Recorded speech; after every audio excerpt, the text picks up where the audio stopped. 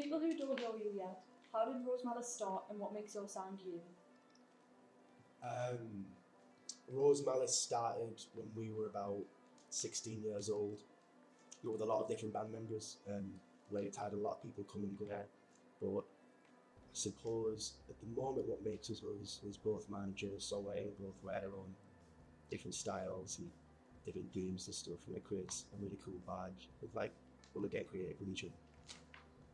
Have you ever felt overlooked or held back because you're based in the Northeast? Can you share an example? I think the main difficulty that you face being from the Northeast is the lack of venues, at least in our area. Like Stockton has hardly any venues, as opposed to like places further afield. So we found ourselves like having to gig at the same like two places for like years and years. It's hard to like branch out. I think because you can't build up that much of a reputation locally, it's hard to reach out to the places in the cities because you're waiting to do loads in their own town. Yeah, they usually just ignore it, or they just don't want to. Yeah, they don't bother with you. It's quite jarring. Yeah. Trying to build up momentum when it's like you're stuck in small knowledge. How has being from the Northeast shaped you as people, not just musicians? I suppose my family's got a big deal in that one. Just like, not too sure. Good sense of humour. Better crack than people from South, definitely. And the best bands come from the North as well. All of my favourite bands are Northern, and so I wouldn't be a musician if it weren't for those bands, and they're all from the North as well. So yeah, I just think it's a great place for like creativity and a lot of cool people from the North. Yeah. Do you think your personal background comes through in music? Definitely, yeah. Absolutely. Yeah. Do you think it does in yours? I'd say so. Not as much as like the bands that I like, but I think a bit of the accent comes through sometimes, and like like I suppose in the lyrics as well, it might be.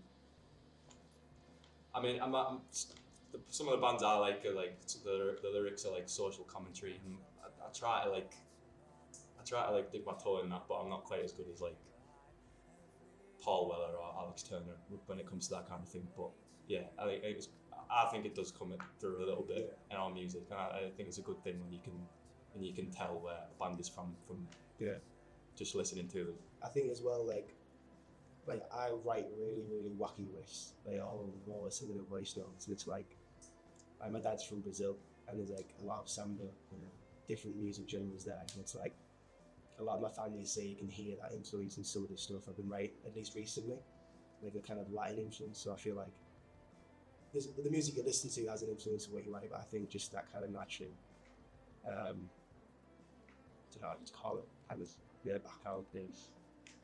If you could change one thing about the music scene opportunities in this region, what would it be and why? More professional venues. I could change one thing about the music in the Northeast. More professional venues, more professional events, and just more venues and events going on. Because there's a lot of talented artists in the Northeast. We have a really good friend. He plays the bass. He's like 17, and he's the best bassist I've ever met. With one of them at least. And it's basically a case of every talented musician from the Northeast has to move somewhere else to let that talent flourish.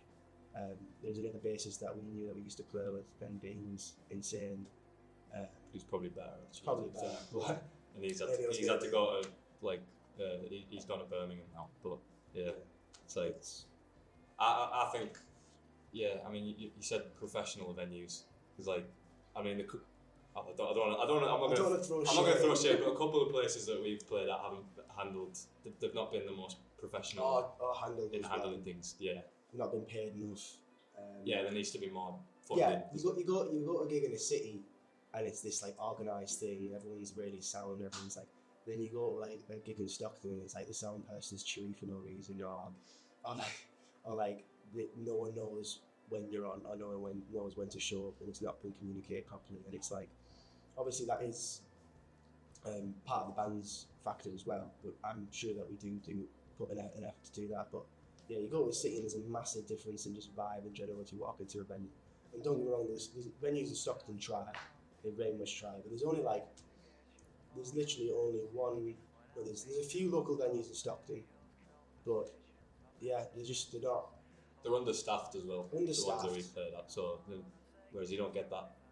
Yeah, there's a lot I could say, but I don't want to like spill a lot of behind the stuff gossip because like, we were like chatting to a venue owner the other day, and he was talking about chew amongst the different venues locally, and I'm thinking like the scene's never gonna get anywhere if you're just bickering or things like that. So How do you think that change would help local musicians if there was more like professionalism and stuff?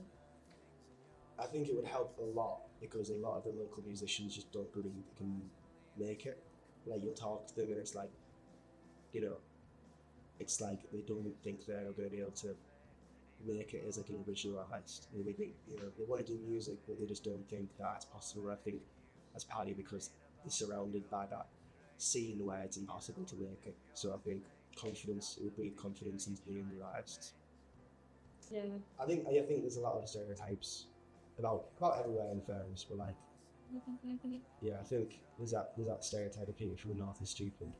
That's like a running joke around the country, and it's like there's actually a lot of talented, intelligent people, and I think like for a long time, and this like historically as well, it's just like it's been like